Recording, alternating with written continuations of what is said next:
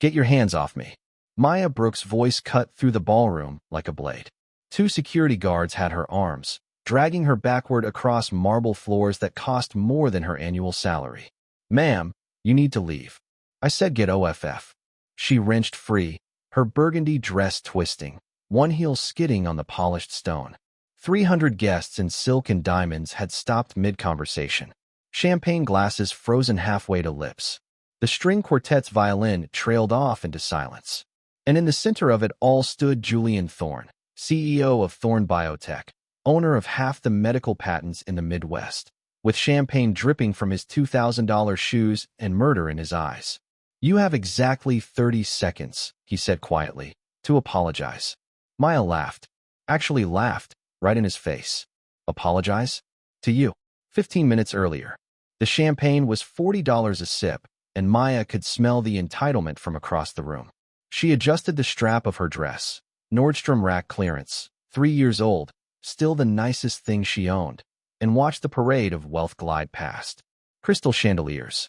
Ice sculptures shaped like DNA helixes. Men who owned hospitals kissing the cheeks of women who sat on their boards. The annual Chicago Medical Philanthropy Gala was not her world. Stop calculating, Pastor David said beside her, his voice low and warm. I'm not calculating. You're looking at that ice sculpture like it personally insulted you. It didn't insult me. Maya grabbed a stuffed mushroom from a passing tray.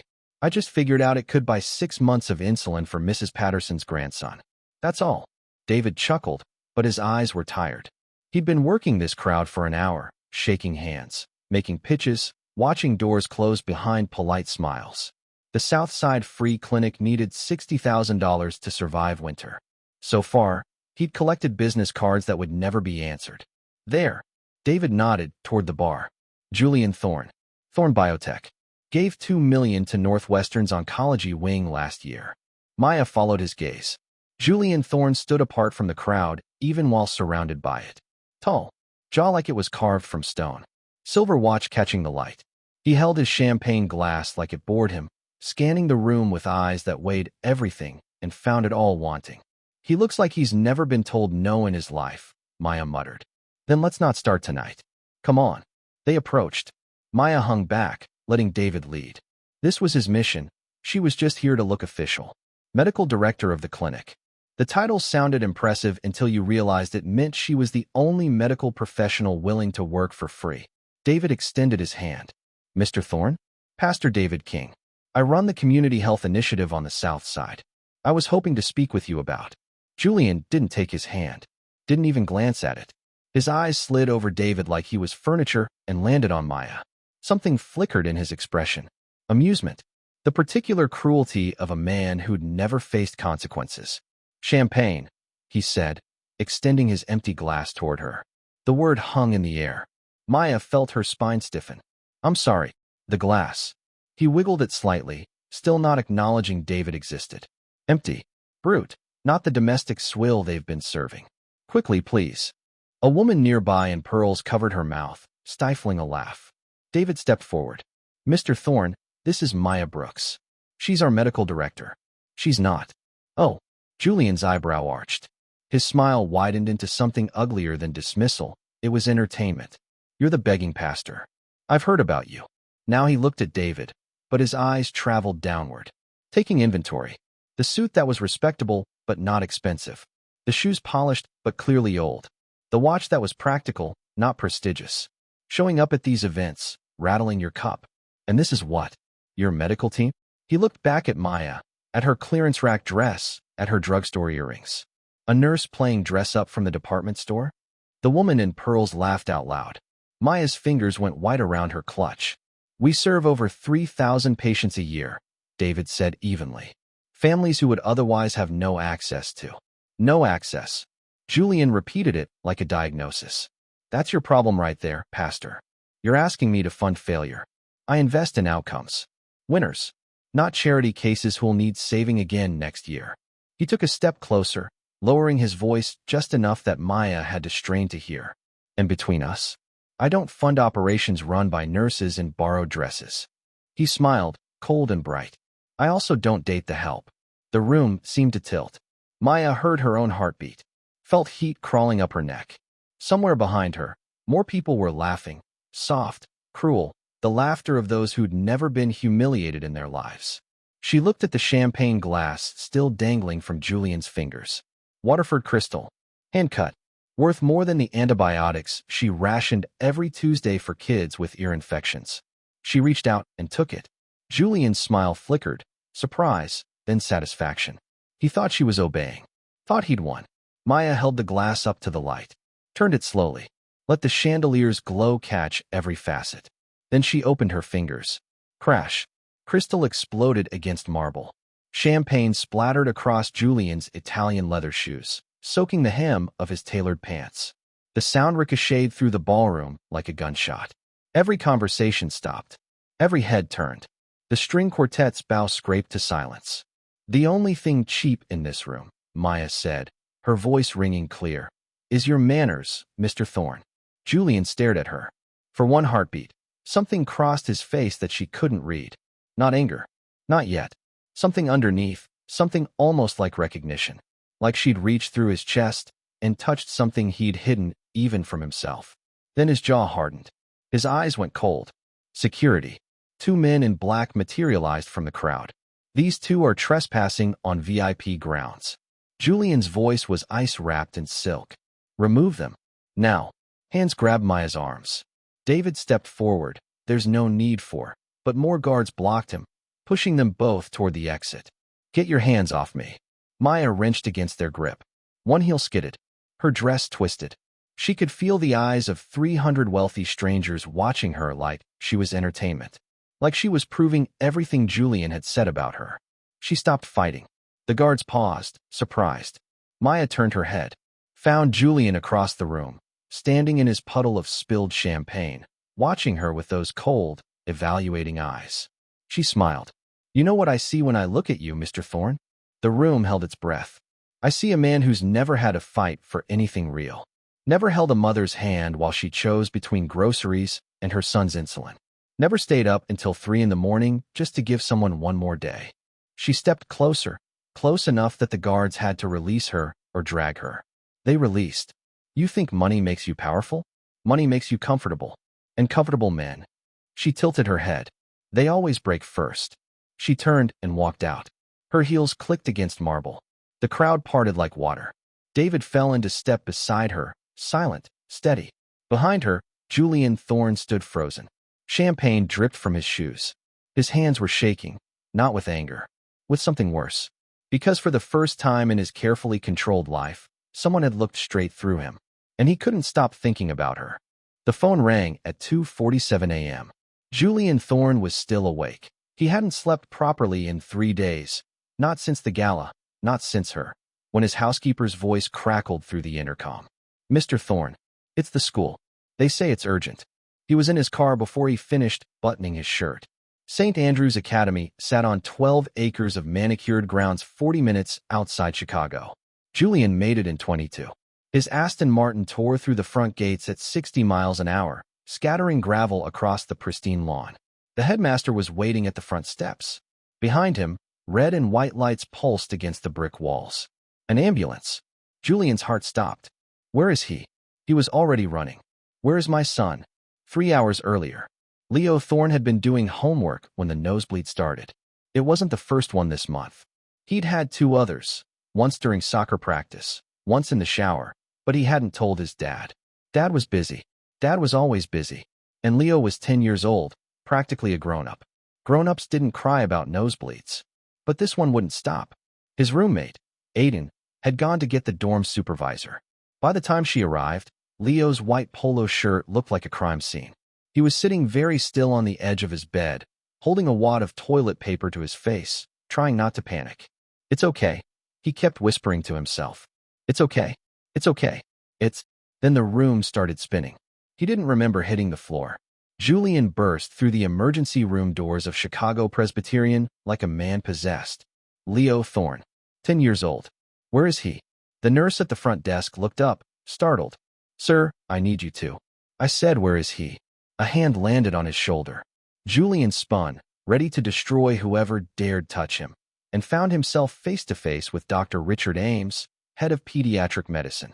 Julian had donated $3 million to this hospital. He knew Richard personally.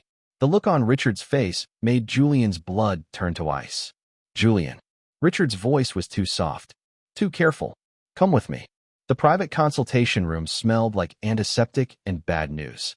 Julian sat in a plastic chair that probably cost $12. His hands were shaking again. He couldn't make them stop, and he stared at the wall while Richard pulled up images on a tablet. We ran a full panel the moment he came in, Richard said. CBC, metabolic, imaging. Julian. He paused. Leo's white blood cell count is severely abnormal. What does that mean? It means we ran more tests. Richard turned the tablet around. Julian saw something that looked like a constellation of dark spots. This is his bone marrow biopsy. You did a biopsy without calling me. He was unconscious. It was medically necessary. Richard's eyes were heavy. Julian, I'm so sorry. Leo has acute lymphoblastic leukemia. It's aggressive. It's already spreading. The words didn't make sense. Julian heard them. Leukemia, aggressive, spreading, but they floated past him like a foreign language. His son. His Leo. The boy who still slept with a stuffed dinosaur he pretended he didn't need. The boy who built Lego spaceships and left them all over Julian's penthouse. The boy who looked at Julian with eyes so full of hope it hurt. No, Julian said. Richard blinked. Julian. No. Run the tests again. Your equipment is wrong. I'll fly in specialists from Johns Hopkins, from the Mayo Clinic, from Julian. Richard's voice cracked. I already consulted with Mayo, and MD Anderson, and Sloan Kettering. They all agree. The only treatment option is a bone marrow transplant, and it needs to happen within the next 8 weeks, or... He couldn't finish. Julian grabbed the tablet, stared at the biopsy results like he could intimidate them into changing. Then find a donor. I'll pay whatever it costs. 100,000. 1 million. Whatever it takes. It's not about money. Richard took the tablet back, gently. We've already searched the National Registry. The international registries. Leo's HLA markers are unusual. Mixed heritage, specific genetic combinations. We've found 0 matches. Then search harder. Julian. I said search harder. Julian was on his feet now, knocking over the plastic chair. I own half the medical patents in this country. I've funded research that saved thousands of lives. You're telling me nobody can save my son? The silence that followed was the loudest thing Julian had ever heard. Richard let it stretch. Let Julian breathe. Let the rage settle into something worse, something like despair. There's one possibility, Richard finally said. Julian looked up. We have access to a community health database. Local bone marrow drives, mostly from underserved populations. The registry hasn't been fully integrated into the national system yet, but there's a partial match flagged in the preliminary results. Where? Richard hesitated. The South Side. A church clinic. The data was collected during a community outreach drive about 3 years ago. The South Side. A church clinic. Julian felt the floor shift beneath him. Who runs the database? His voice was barely a whisper. Richard checked his notes. A nurse practitioner named Maya Brooks. She's the medical director of a free clinic attached to. I know who she is. Julian found her number through hospital records. It was 6:15 a.m. when he dialed. She picked up on the 4th ring. Brooks. Miss Brooks. Julian's throat was dry. He hadn't slept. Hadn't eaten. Hadn't done anything except sit beside Leo's bed and watch machines breathe for his son. This is Julian Thorne. Silence. Long, heavy silence. Then, I don't have anything to say to you, Mr. Thorne. Wait. Goodbye. My son is dying. The words tore out of him like something broken. He heard his own voice crack. Crack. Julian Thorne, who had never cracked in his life. And he didn't care anymore. Pride meant nothing. Power meant nothing. The only thing that meant anything was the 10-year-old boy in a hospital bed with machines keeping him alive. Maya didn't hang up. He heard her breathing. Heard movement, like she was sitting down. What do you want? She finally asked. You have a bone marrow registry. A community database. My son needs a transplant, and there's a partial match in your system. I need that donor. And I'll pay whatever it takes. $100,000. More. Name your price. Another silence. When Maya spoke again, her voice was different. Not angry. Not even cold. Something worse, disappointed. You still don't get it, do you? Miss Brooks. That database isn't mine to sell, Mr. Thorne. Those people donated their information to help their community. They're not products. They're not transactions. She paused. If you want access to that donor, you come here yourself. To the south side. To the clinic you called a failure. And you ask. Politely. Julian's hand tightened on the phone. I don't have time for games. Then your son doesn't have time either. Her voice hardened. Those are my terms. Take them or leave them. The line went dead. Julian stared at the phone. Behind him, monitors beeped steadily. Leo's small chest rose and fell beneath thin hospital blankets. His skin was pale. His lips were dry. He looked so fragile, so breakable, so completely unlike the boy who used to run through Julian's penthouse screaming about dinosaurs. Julian Thorne had built an empire by never bending to anyone. But empires couldn't save his son. He stood up, straightened his rumpled shirt, looked at Leo one more time, at the 4 lines, the oxygen tube, the paper-thin eyelids hiding eyes that used to look at him like he could fix anything. I'll be back, Julian whispered. I promise. Then he walked out to do the one thing he'd never done in his life. Beg.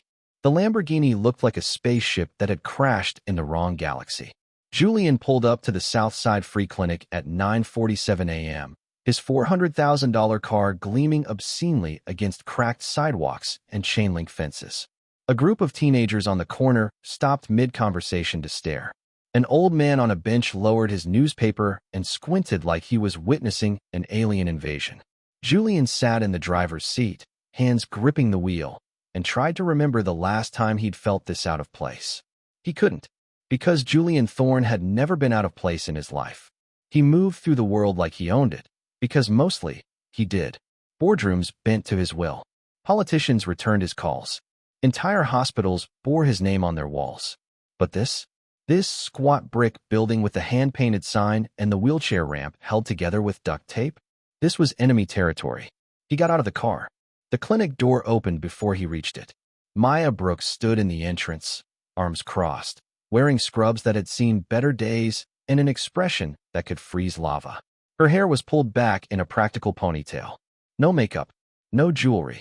She looked like she'd already been working for hours. She probably had. Mr. Thorne. Her voice was flat. You actually came. You didn't give me a choice. There's always a choice. She stepped aside, holding the door open. You just didn't like your options. Julian walked past her into the clinic. The smell hit him first, antiseptic and coffee and something else, something human, the accumulated scent of hundreds of people cycling through a space too small to hold them.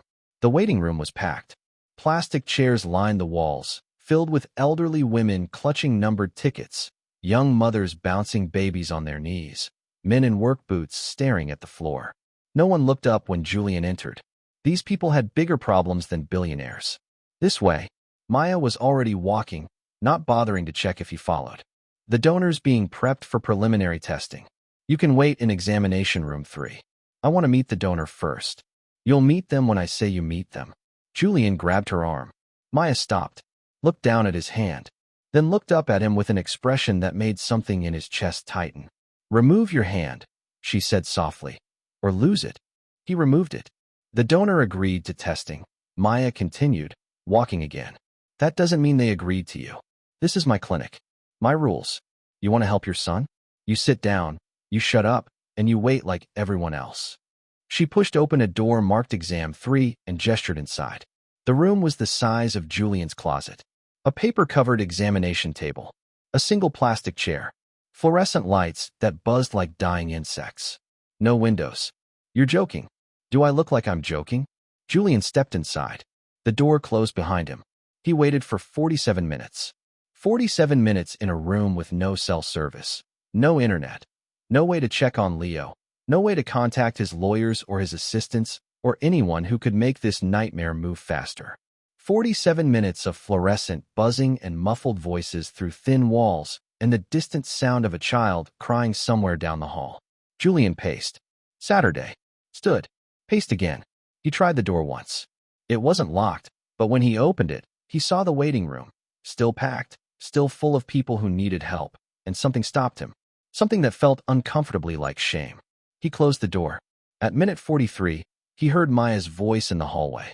Vitals are stable, but I want another CBC before we proceed. Maya, a man's voice, deep and calm. I know what I'm signing up for. Do you? Because this isn't a blood donation. This is surgery, anesthesia, recovery time. You just got back on your feet after the pneumonia last spring. And who nursed me through that? The man chuckled. I seem to remember someone showing up at my apartment with soup every day for 2 weeks. That's not the point. The point is a little boy needs help. And I can help. That's enough for me. Footsteps approached. Julian straightened.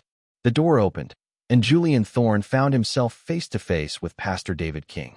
For a long moment, neither man spoke. David looked different outside the gala.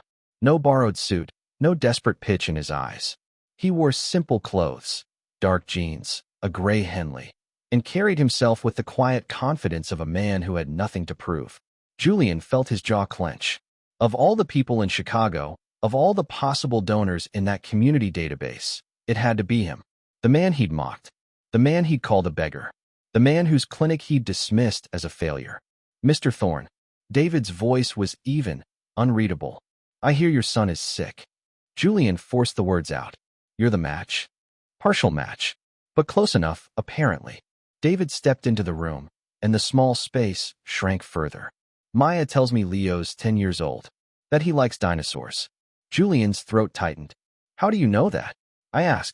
David sat in the plastic chair, leaving Julian standing. I wanted to know who I was saving. The words hung in the air. Who I was saving. Not what's in it for me. Not how much are you paying. Just simple, straightforward humanity. The kind Julian had stopped believing in years ago. Why? Julian heard himself ask. After what I said to you. After how I treated you. Why would you help me? David looked up at him. Studied his face. Took his time before answering. You know what I do, Mr. Thorne? Every Sunday, I stand in front of people who have every reason to give up. People who've been beaten down by poverty and addiction and systems that were designed to fail them. And I tell them that grace isn't earned. That help isn't transactional. He paused. I'd be a pretty poor pastor if I didn't practice what I preach. Julian had no response. He'd built his entire life on transactions. On leverage. On the fundamental belief that everything and everyone had a price. The idea that someone might help him simply because it was right felt like a language he'd forgotten how to speak. I don't understand you, Julian said finally. I know. David smiled, and it wasn't cruel. It was almost sad. But you don't have to understand me to let me help your son. The door opened again. Maya stepped in, tablet in hand, all business. Preliminary tests are done. The compatibility markers look promising, better than we hoped. We'll need to run the full HLA typing at a proper facility, but... She looked at Julian. There's a real chance here. Julian exhaled. He hadn't realized he'd been holding his breath. How long until we know for certain? 72 hours for the full workup. If everything aligns, we can schedule the harvest and transplant within 2 weeks. 2 weeks. Leo could hold on for 2 weeks. What do you need? Julian asked. Money? Equipment? I can have anything here by tomorrow. What I need, Maya cut him off, is for you to stop talking and start listening. She handed the tablet to David, pointing at something on the screen. Your white cell count is still elevated from the pneumonia. I want you on supplements and rest, real rest, until the procedure. Yes, ma'am. David's eyes crinkled with warmth. Julian watched them interact. The easy shorthand, the mutual respect, the way Maya's sharp edges softened, just slightly, when she looked at the pastor. Something twisted in Julian's chest. I'll wait outside, he said abruptly. Let me know when the paperwork is ready. He pushed past Maya into the hallway and nearly collided with a young woman carrying a screaming toddler. Sorry. She was barely 20, exhausted, dark circles under her eyes. The toddler's face was flushed with fever. Julian stepped back. The woman hurried past toward the front desk, where 3 other patients were already waiting. He looked around. Really looked. The clinic was chaos held together with prayer and duct tape. Volunteers rushed between rooms. An elderly man was getting his blood pressure checked in the corner because there weren't enough exam rooms. A teenager sat alone, filling out paperwork, trying to hide the bruises on her arms. And through it all, Maya moved like a general commanding an underfunded army, directing traffic, answering questions, pausing to kneel beside a frightened child and produce a lollipop from her pocket. Julian had called this place a failure. But watching it now, watching her, he understood something he hadn't before. This clinic wasn't failing. It was performing miracles with nothing. Maya found him 20 minutes later, still standing in the hallway like a lost tourist. "Paperwork's done," she said. "David's resting in the back. You can go." Julian didn't move. "How do you do it?" "Do what?" "This." He gestured at the chaos around them. "No funding. No resources. People who need more than you can possibly give. How do you keep going?" Maya studied him for a long moment. Her expression shifted, not softening, exactly, but becoming something more complicated. "Because someone has to," she said simply. "And because every person who walks through that door deserves to be treated like they matter." She paused. "Even the ones who don't believe they do." She walked away. Julian watched her go, something cracking open in his chest that he didn't have words for. Then he took out his phone and called his assistant. "Clear my schedule for the week. And give me the number for every medical supply company in the Midwest." The sky turned green at 4:47 p.m. Maya looked up from her paperwork and felt her stomach drop. She'd grown up in Chicago. She knew what that color meant. Everyone. She was on her feet before she finished the thought. Get away from the windows. Now. The clinic erupted into controlled chaos. Volunteers herded patients toward the interior hallway. Mothers scooped up children. The elderly man who'd been dozing in the corner jerked awake as thunder cracked overhead like God splitting wood. Maya's phone buzzed. Emergency alert. Severe thunderstorm warning. Possible tornado activity. Seek shelter immediately. Where's Mrs. Henderson? Maya grabbed a passing volunteer. Room 4. The woman on the ventilator. She's stable. Maria's with her. Get everyone into the back hallway. Away from glass. The lights flickered. Maya's heart seized. Not now. Please, not now. She pushed through the crowd toward the supply room where they kept the backup generator.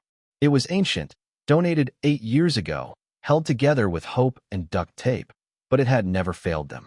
Please don't let today be the first time. The front door burst open. Julian Thorne stood in the entrance, soaking wet, rain streaming down his face. His designer clothes were plastered to his body. His hair, usually perfectly styled, hung in dripping strands across his forehead. "What are you doing here?" Maya didn't stop moving. "I told you the results won't be ready until." "I was in the neighborhood." "In the neighborhood? In this neighborhood?" "During a tornado warning." Lightning flashed. The lights flickered again, longer this time, and somewhere in the back of the clinic, a child started crying.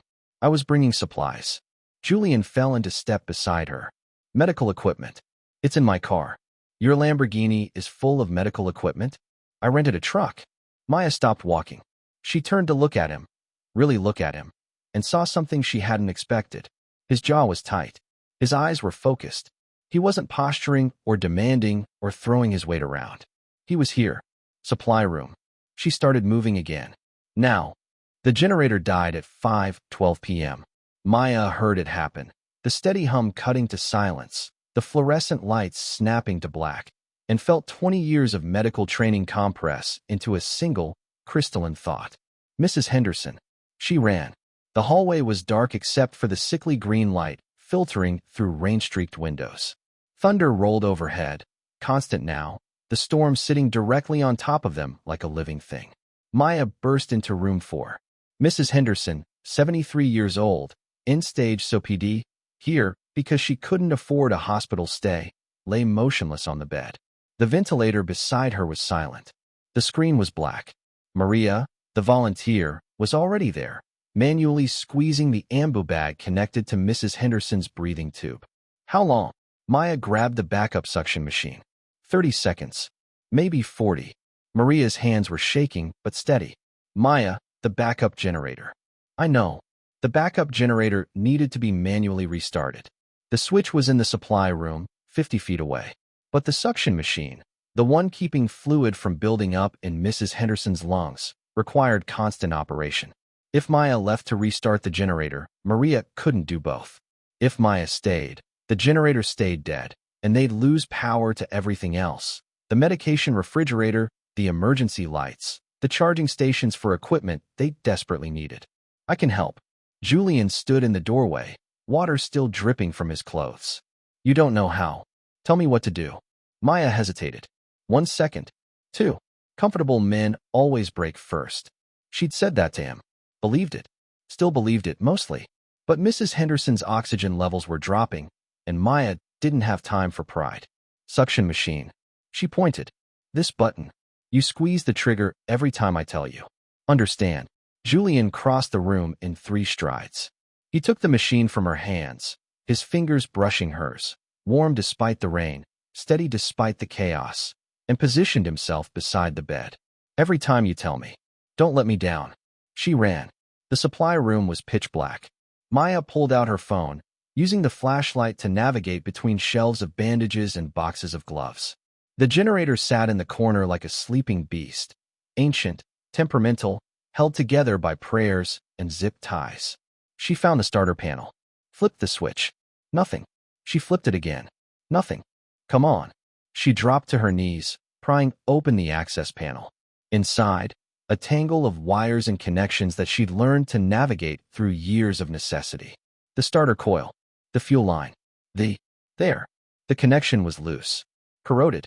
The contact point that should have been bridging 2 wires was covered in green oxidation. She needed copper. Clean copper to bridge the connection. She didn't have any. Maya. Julian's voice echoed down the hall. Urgent. Not panicked. Not yet, but close.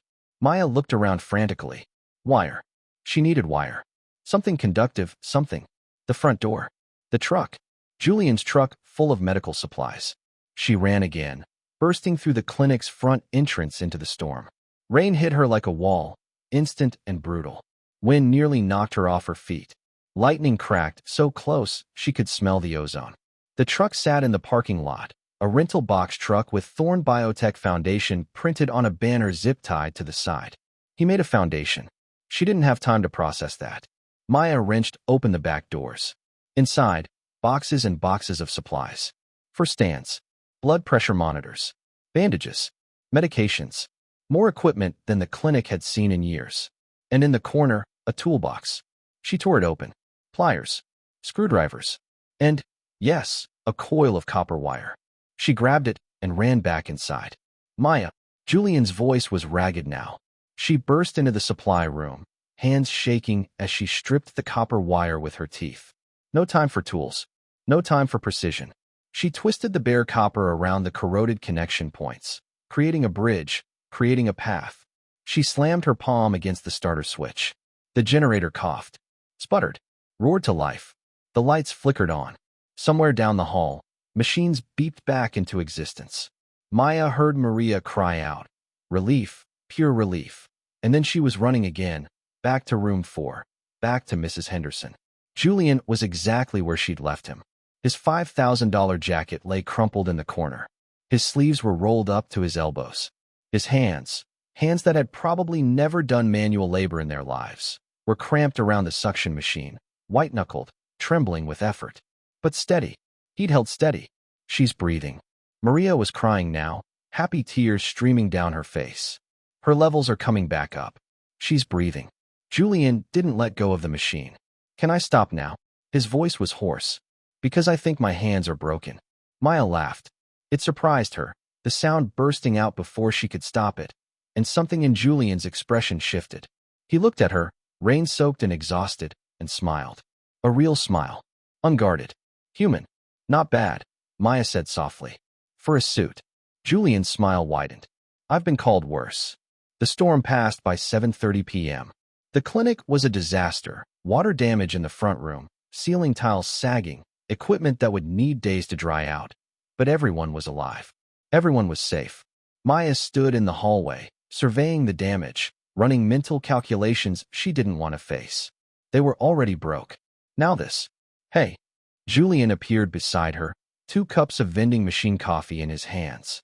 He offered her one. She took it, sipped, made a face. This is terrible.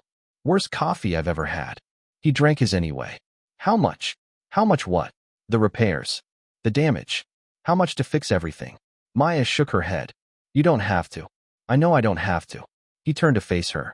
In the dim emergency lighting, his eyes looked different somehow. Softer. Less like a man evaluating an investment, and more like someone seeing clearly for the first time. I want to. Let me help. Maya studied him. Searched for the catch, the angle, the transaction. She couldn't find one. Why? She asked. Because you were right. Julian's voice was quiet. At the gala. You said I'd never held a mother's hand while she worried about her son. You were right. I hadn't. Not until this week. He paused. My son is lying in a hospital bed, and I can't do anything to help him. But here, tonight, I could actually do something. And it felt. He struggled for the word. Real. It felt real. Maya didn't respond. She just looked at him. This man who'd humiliated her, dismissed her, treated her like she was nothing, and saw something she hadn't expected. She saw someone trying to change. The clinic needs about $40,000 for repairs, she said finally. Plus another $20,000 for the equipment that got damaged. Julian nodded. Done. And we need a new generator. A real one. Not that death trap in the supply room. Done. And, she hesitated. We could use volunteers. People willing to actually show up. Get their hands dirty. Julian looked down at his hands. Blistered now, red and raw from the suction machine. I think I can manage that. Maya smiled. It was small, cautious, not quite trust, but it was something. A beginning. The lab results arrived at 11:23 p.m. Maya was alone in the clinic's tiny office, surrounded by paperwork and cold coffee, when her laptop chimed. She almost ignored it. Her eyes were burning, her back ached, and she'd been running on 4 hours of sleep for 3 days straight. But the email subject line made her pause. Urgent. HLA typing results. Patient L. Thorne/donor D. King. She clicked it open. The first page was standard. Compatibility markers. Antigen matching. The numbers confirmed what they'd hoped. David was a viable donor. The transplant could proceed. Maya exhaled. Relief flooded through her. She could call Julian in the morning, give him the news, watch the tension finally leave his shoulders. She scrolled to the second page and stopped breathing. The genetic analysis was comprehensive. Standard protocol for transplants. You needed to understand not just compatibility, but potential complications, hereditary factors, anything that might affect the procedure. Maya had reviewed hundreds of these reports. She'd never seen anything like this. The patrilineal markers between Leo Thorne and David King weren't just compatible. They were familial. She read the data 3 times. Then a fourth. Her medical training screamed at her to find another explanation. Lab error, contamination, some statistical anomaly that would make this make sense. But the numbers didn't lie. David King and Leo Thorne shared Y-chromosomal DNA, which meant David King and Julian Thorne shared a father, which meant the pastor and the billionaire were brothers. Maya didn't sleep that night. She sat in the dark office, staring at the report, trying to untangle the implications. Julian's father, Richard Thorne, founder of Thorne Industries, had died 8 years ago. Maya remembered the news coverage. Massive funeral. Thousands of mourners. The end of an empire and the beginning of Julian's reign. Richard Thorne had been married to Julian's mother for 42 years. But apparently, 42 years of marriage hadn't stopped him from having another family. A secret family. Maya pulled up everything she could find on David King. Born in Chicago. Raised by a single mother, Eleanor King, who'd worked as a housekeeper in the Gold Coast neighborhood until her death 6 years ago. Gold Coast, where the Thorne family mansion had stood for 3 generations. Maya felt sick. She thought about David, steady, selfless David, who'd agreed to undergo surgery for a man who'd humiliated him in public, who'd never spoken a bitter word about the wealthy donors who dismissed him, who'd built his entire life around serving others without asking anything in return. Did he know? Had Eleanor ever told him? Or had she carried that secret to her grave, protecting her son from a truth that would have shattered everything he believed about himself? Maya found David in the church sanctuary at 7 a.m.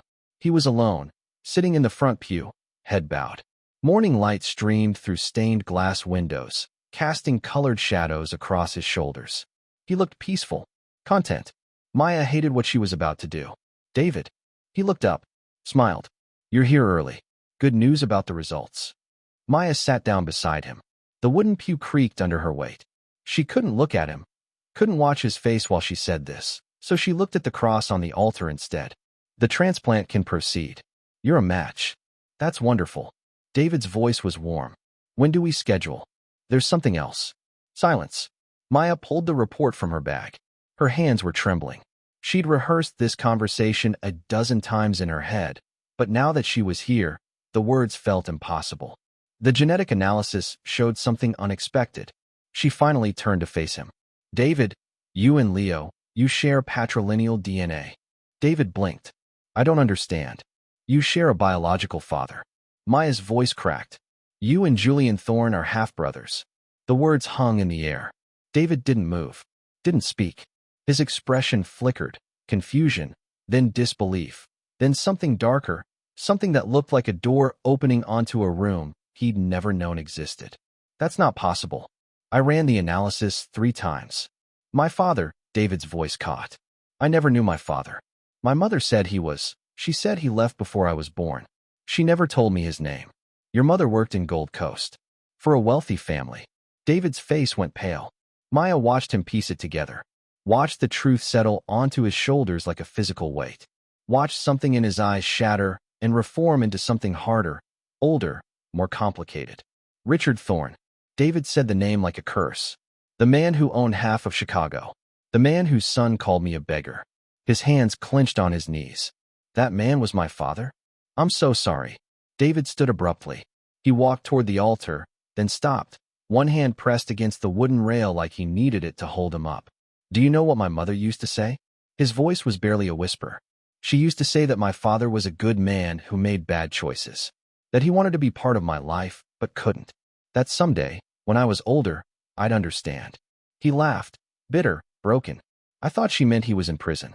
Or sick. Or dead. I never thought. His voice cracked. I never thought she meant he chose his real family over us. Maya rose, crossed the sanctuary, put her hand on David's shoulder. You are his real family. You were always real. Was I? David turned to face her. His eyes were wet. Because from where I'm standing, I was a secret. A mistake. Something to be hidden away while his legitimate son inherited everything. David, Julian has billions. Billions. And my mother worked herself to death cleaning houses for people just like him. The anger was rising now, hot and unfamiliar on David's gentle face. Do you know how many times I went hungry as a kid? How many times she skipped meals so I could eat? And all that time, my father was living in a mansion 5 miles away. Maya had no answer. Because there was no answer. No comfort that could undo 40 years of lies. No words that could bridge the chasm between what David's life had been and what it might have been if Richard Thorne had made different choices. What do I do? David's voice broke. I'm supposed to save the son of a man who treated me like garbage. I'm supposed to give my bone marrow to my nephew. My nephew. While Julian doesn't even know I exist. He needs to know. Does he? David shook his head. Maybe it's better if. No. Maya gripped his shoulders, forcing him to meet her eyes. You don't get to hide from this. Neither does he. That little boy in the hospital, Leo, he's your family. And Julian, whether you like it or not, is your brother. She softened her voice. You've spent your whole life preaching about grace and forgiveness. About how God puts people in our path for a reason. Well, maybe this is your reason. Maybe you're not just here to save Leo. Maybe you're here to save Julian too. David stared at her. For a long moment, neither of them spoke. Then, slowly, David reached up and covered her hand with his. You're pretty wise for a woman who claims to hate mornings. Maya almost smiled. I've been spending too much time with a pastor. They found Julian in the hospital waiting room at 9 a.m. He was alone, sitting in a plastic chair, staring at his phone without seeing it. He looked worse than Maya had ever seen him, unshaven, exhausted, wearing the same clothes from the day before. The polished billionaire was gone. What remained was just a father, terrified and desperate, and holding on by a thread. He looked up when they approached. Maya, his eyes flickered to David. Pastor, is something wrong with the results? Maya glanced at David. David stepped forward. The results are fine. The transplant can proceed. He paused, took a breath. But there's something you need to see. He handed Julian the report. Maya watched Julian's face as he read it. Watched the confusion, the disbelief, the slow dawning horror as the truth became undeniable. This is wrong. Julian's voice was hoarse. This has to be wrong. It's not. David sat down across from him. Your father had an affair.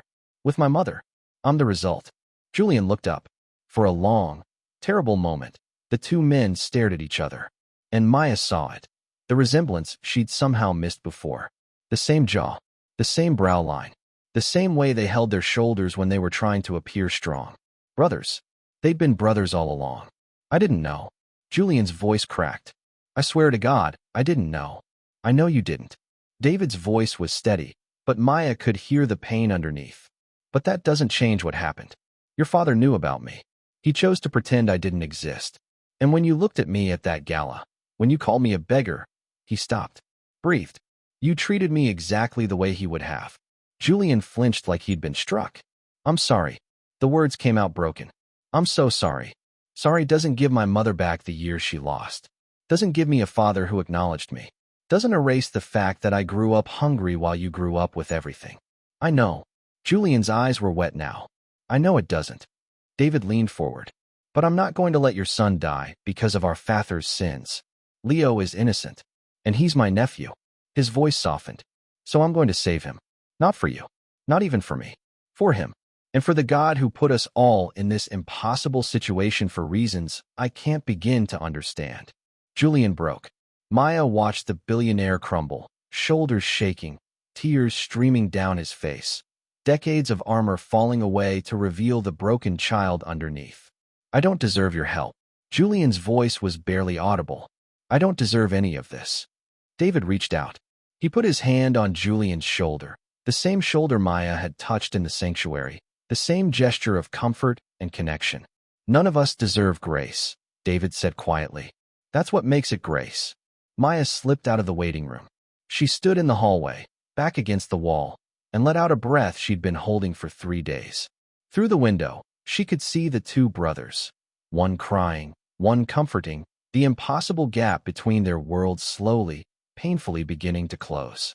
And for the first time since Julian Thorne had walked into her life, Maya allowed herself to believe that something beautiful might come from all this wreckage. The surgery lasted 7 hours.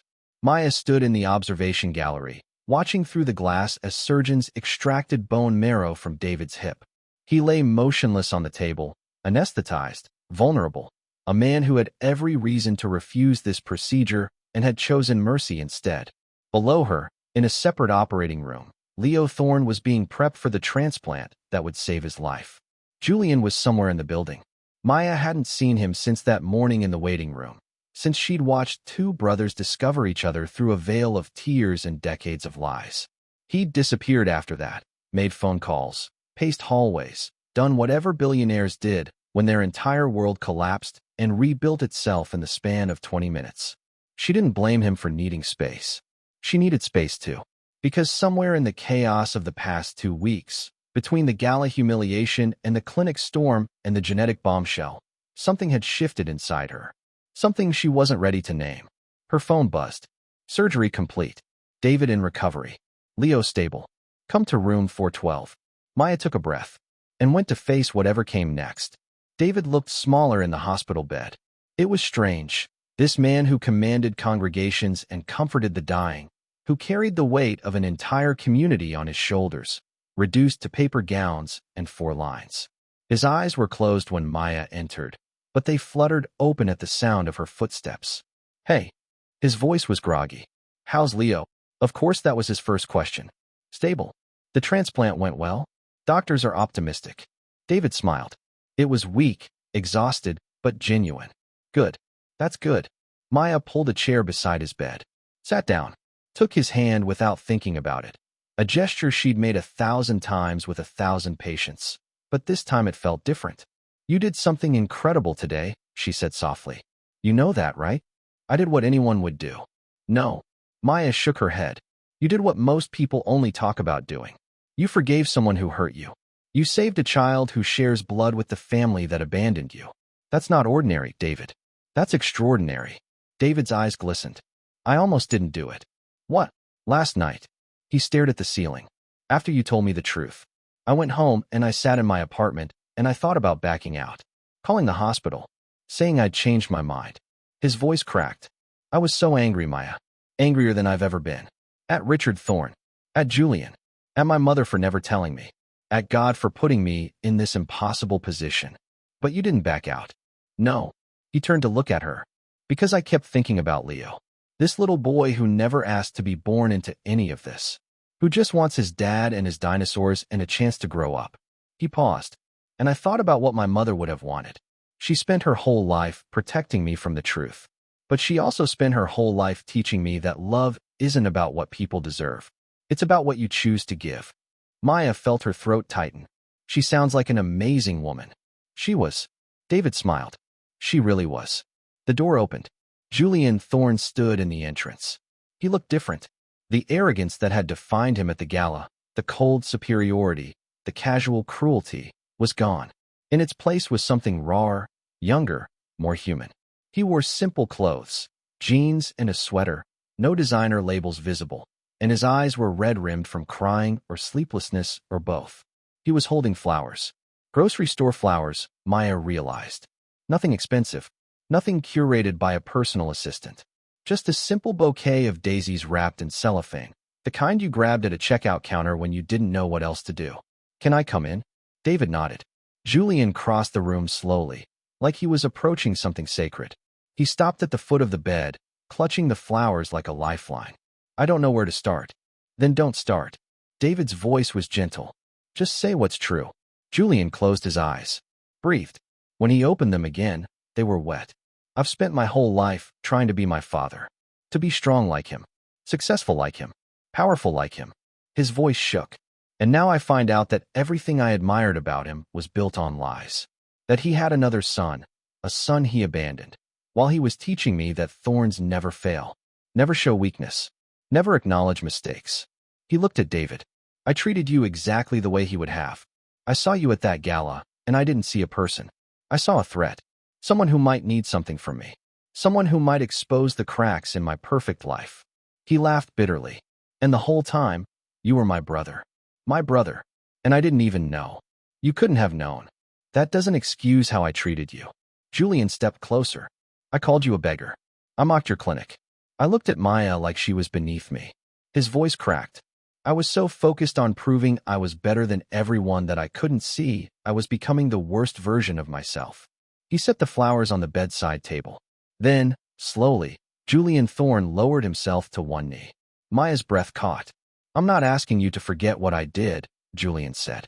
"I'm not asking you to pretend our father didn't abandon you, or that I didn't benefit from that abandonment every day of my life. I'm asking," he stopped, swallowed. "I'm asking for a chance. To know you. To be your brother. To try to deserve the grace you've already shown me." David was silent for a long moment. Then he reached out and took Julian's hand. "Get off the floor," he said quietly. "Brothers don't kneel to each other." Julian looked up. Hope flickered in his eyes, fragile, uncertain, but real. "Does that mean?" "It means we have a lot of work to do." David pulled him to his feet. 40 years of catching up. "And I'm warning you now. I'm going to make you volunteer at the clinic. Manual labor. Paper cuts. Bad coffee." Julian laughed. It was wet, broken, beautiful. "I think I can handle that." Maya watched them embrace. These two men from opposite worlds, connected by blood and tragedy, and something that felt like the beginning of healing. She should have left, given them privacy, but she couldn't move. And then Julian looked at her. "Maya, can I talk to you?" David settled back against his pillows, exhaustion finally winning. "Go." "I'm not going anywhere." Maya followed Julian into the hallway. The hospital was quiet at this hour, just the soft beep of monitors and the distant murmur of nurses' stations. Julian walked until they reached a window overlooking the city. Chicago sparkled below, indifferent to the earthquakes happening in this small corner of its vastness. "I owe you an apology, too." "You already apologized." "No. I apologized for how I treated you at the gala. I haven't apologized for what I assumed about you." Julian turned to face her. "I looked at you and saw a dress that wasn't expensive enough, a job that wasn't prestigious enough, a person who didn't move in my circles and therefore couldn't matter to me." He shook his head. "I was so wrong. About everything." Maya crossed her arms. "This isn't news to me. I know." He almost smiled. "You told me off pretty thoroughly. You deserved it." "I did." His expression softened. "But then I watched you work. In that clinic, with those patients, during that storm. I watched you save lives with nothing, no funding, no resources, no backup, and I realized I've never actually done anything that mattered. I've made money, built companies, acquired things, but I've never actually helped anyone who couldn't help me back." Maya said nothing. "You changed that." Julian stepped closer. "When you made me hold that suction machine, when you trusted me with Mrs. Henderson's life, Something happened. I felt useful. Actually useful. For the first time in years. You were useful. I want to be more than useful. He reached into his pocket and pulled out an envelope. This is for the clinic. Not a donation, a partnership. Thorne Biotech Foundation will provide funding, equipment, staff support. Whatever you need. No strings attached. Maya took the envelope. Opened it. The number inside made her breath catch. Julian, this is not enough. I know it's not enough to undo what my family did. What I did. But it's a start. He paused. If you'll let me be part of it. Maya looked at him. Really looked. The man standing before her wasn't the billionaire from the gala. Wasn't the cold CEO who'd tried to buy her cooperation. This was someone new. Someone broken open by tragedy and truth. Someone trying desperately to build something better from the rubble. Why me? She asked quietly. You could throw money at any charity in Chicago. Why this one? Why keep showing up? Julian's eyes held hers. Because the charity isn't the point. The clinic isn't the point. He took a breath. You are. Maya's heart stuttered. Julian, I know I don't deserve anything from you. I know I was cruel and arrogant and everything you hate. But these past 2 weeks, watching you, talking to you, arguing with you, he laughed softly. You're the most remarkable person I've ever met. And I don't want to learn how to be better without you. Silence stretched between them. Maya thought about all the reasons this was a terrible idea. The power imbalance. The history. The fact that she'd smashed a champagne glass at his feet and called him cheap 2 weeks ago. But she also thought about the storm. About his hands on the suction machine. About the way he'd looked at her when the lights came back on. Like she'd shown him something he'd been missing his whole life. I'm not easy, she said finally. I'm stubborn and opinionated, and I will never let you get away with being an ass. I know. And I won't be impressed by your money. Or your cars. Or your fancy restaurants. I know that too. Julian smiled. That's why I was going to suggest paper napkins. Maya blinked. What? Dinner. With me. Somewhere with paper napkins and probably terrible food. He held out his hand. I have a lot to learn about being human again. And I don't want to learn it without you. Maya looked at his hand. She thought about her mother, who had always told her that people could change if they wanted it badly enough. She thought about David, who had forgiven the unforgivable because he believed in grace. She thought about herself, a woman who'd spent her whole life fighting for people who couldn't fight for themselves, and who was terrified of letting anyone fight for her. She took his hand. One dinner. Paper napkins. And you're paying. Julian's smile broke across his face like sunrise. Deal. 3 weeks later. The church picnic was in full swing. Children ran between folding tables, faces smeared with barbecue sauce. Elderly women argued over whose potato salad was better. A group of teenagers played basketball on the cracked court while their parents pretended not to watch. Maya stood near the grill, nursing a lemonade, watching Julian Thorne try to navigate a paper plate. He was failing spectacularly. You're supposed to hold it from underneath, she said, fighting a smile. It keeps bending. Julian scowled at the plate like it had personally offended him. Who designed these things? People who don't eat off solid gold, usually. Julian shot her a look, but there was warmth in it now. Warmth she'd gotten used to over the past 3 weeks. Over dinners with paper napkins and clinic shifts where he'd learned to take blood pressure and afternoon phone calls where they talked about everything and nothing. He sat down beside her on the picnic bench. His plate immediately began to collapse. Maya laughed. Here. She took it from him, scooping his food onto her own sturdier plate. We'll share. Julian watched her divide the portions. Potato salad. Ribs. Cornbread. Foods he probably hadn't touched since childhood, if ever. Thank you, he said quietly. Maya knew he wasn't talking about the plate. You're welcome. They ate in comfortable silence. Around them, the community that had become Julian's unexpected family laughed and celebrated and lived their beautiful, messy lives. David approached, wiping his hands on an apron that read Pastor by day, Grill Master by grace. You two look comfortable. We're surviving. Maya gestured at Julian's barbecue-stained shirt. He's learning. Slowly, Julian admitted. David laughed. It was good to hear him laugh. Good to see color back in his cheeks after the surgery. Good to watch him move through the crowd accepting hugs and handshakes from the congregation that adored him. I'm proud of you, David said to Julian. Both of you. Julian looked at his brother. His brother, a word that still felt new and strange and wonderful, and something shifted in his chest. I'm proud of us too. David smiled, clapped Julian on the shoulder, moved on to greet another family. Maya leaned into Julian's side. He put his arm around her. It felt natural now. Right. You have barbecue sauce on your chin, she said. I do not. You absolutely do. She reached up and wiped it away with her thumb. Julian caught her hand, held it, pressed a kiss to her palm. I love you, he said. The words hung in the summer air. Maya felt her heart skip.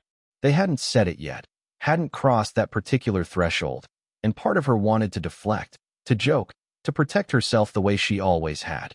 But then she looked at him, really looked, and saw the man he'd become, the man he was still becoming. I love you too, she said. Julian's smile could have powered the entire South Side. He leaned in and kissed her cheek, soft, gentle, promising more. Across the lawn, David watched them. He shook his head, chuckling to himself. Lord, he murmured, you have a sense of humor. You brought me a brother and gave him a boss. Above them, the sun kept shining. And somewhere in a hospital across town, a 10-year-old boy named Leo Thorne was learning to walk again, surrounded by an uncle he'd never known, a family he'd never expected, and a future brighter than anyone could have imagined.